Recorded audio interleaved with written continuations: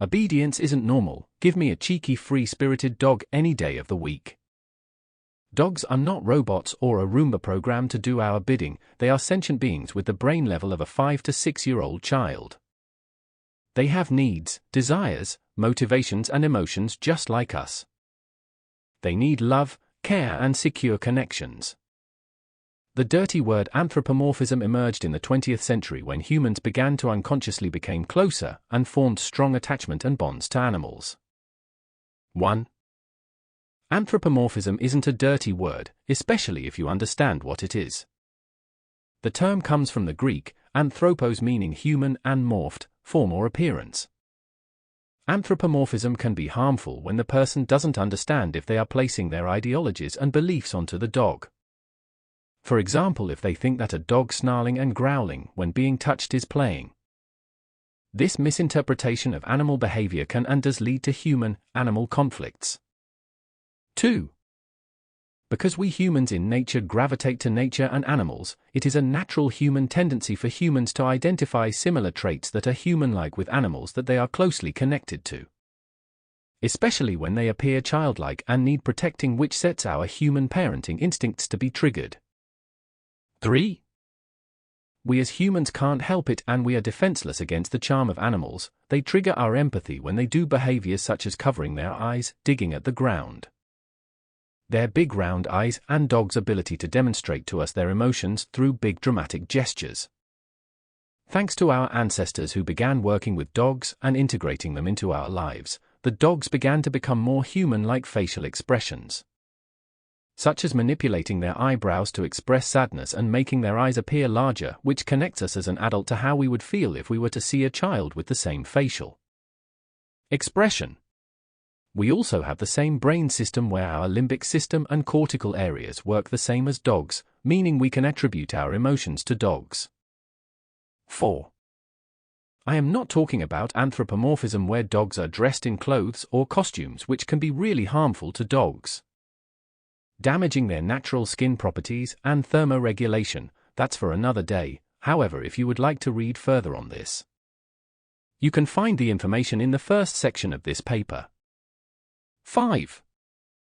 Another way in which anthropomorphism can be harmful is when dogs are kept on laps, have reduced exercise opportunities, are carried in bags, satchels, or carried.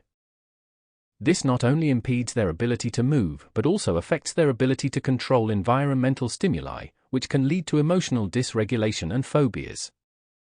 Guardians know this as reactive behaviors. When they are unable to use their limbs properly, this can lead to a condition known as biomechanical and metabolic syndrome.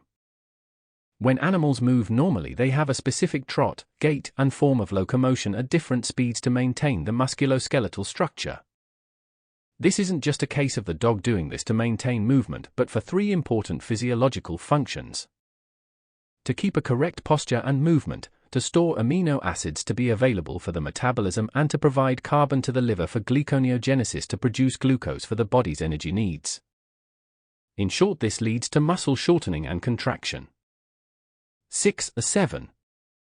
However, when it comes to anthropomorphism and emotions and well-being of dogs, although there is little research out there to understand this, the main consensus is that in understanding the dog's emotions through anthropomorphism, that this may lead to better dog welfare. 8. When we do anthropomorphize dogs in this way, we tend to recognize pain, the perception of altered welfare or suffering, or the risk of our empathy is triggered to want to better their welfare. 9. A study by Voith et al. Set out to find that anthropomorphized dogs had more behavioral problems than that of dogs which were not anthropomorphized, and this was not the case. They actually found that the dogs that were anthropomorphized had fewer behavioral problems. 10. But it was found that dogs that were anthropomorphized in a negative way, such as destroying the furniture out of spite for being left alone, were not considered to actually be the emotion of panic and fear of being left alone and an insecure attachment. Or when the dog did something the guardian wasn't happy with, they believed the dog to look guilty rather than the dog actually looking scared because of the punishment.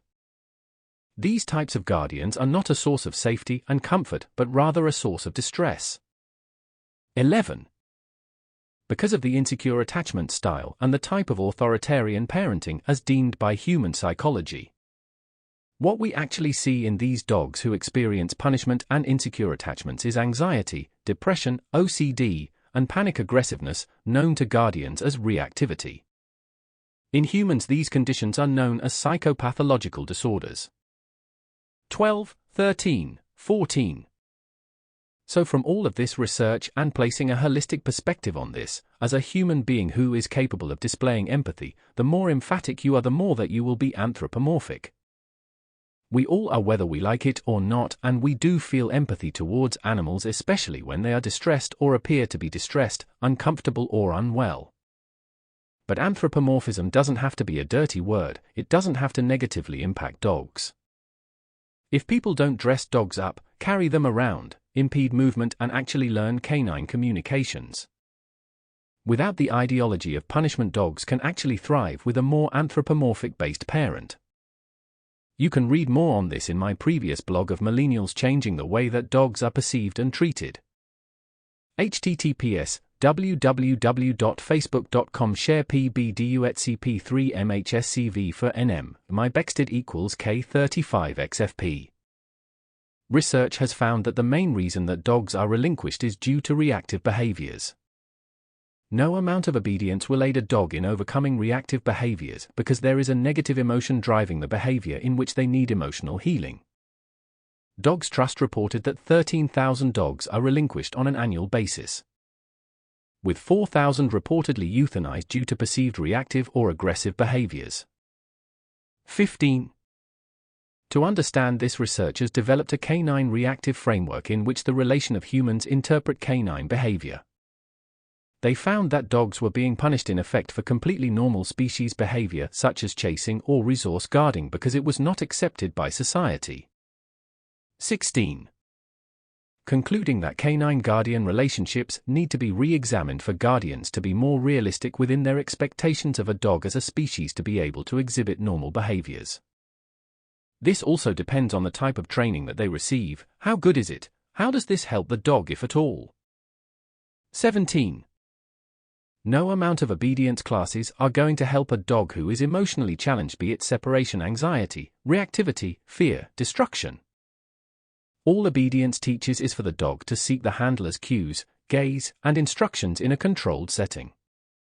This does not change how the dog feels internally. This does not heal the dog or their emotions, and it doesn't help to foster a secure attachment. It just shows that the dog can follow cues as directed. An independent, free-thinking dog allowed to learn and figure out problems, for example, and our authoritative parent-led are going to have a much more secure and enhanced connection to their guardian. Just like a child with an authoritative parent. Dogs were not designed to be robots who cannot make choices or independently think for themselves.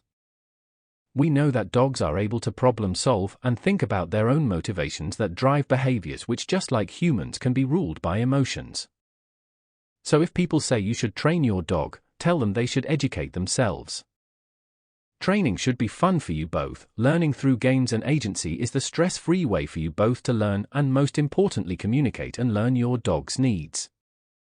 References: Motorohas, D. Orihuela, A. Strapani, A. Kajiao, M.N. Aguera, E. Amora Medina, P. Getzi, M.D. Alonso, S.M. Teaching Animal Welfare in Veterinary Schools in Latin America. In J. Vet Sci. Med 2018, 6, 131, 140.